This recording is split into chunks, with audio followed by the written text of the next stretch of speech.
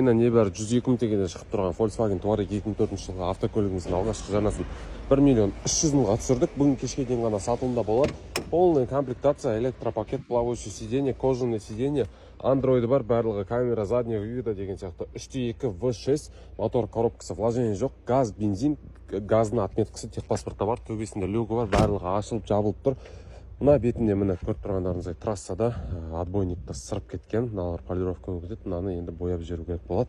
Бірақ қатты критичный вложение емес, газдың отметкасы бар. Айтқанымдай машинаның состояниесі жақсы. 2004 жылғы 3.2 коробка, ходовка, мотор, ешқандай вложение керек емес, тек ар жағында жалғыз вложение, ар жағында царапинасы ғана бар.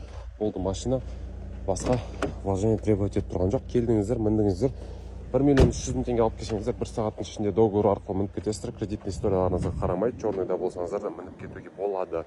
102 мың теңгеден айына 38 ай, яғни 3 жыл 2 ай ғана срок қалып тұр. 2004 келіп мініп кетсеңіздер болады. Черный списокқа беріледі.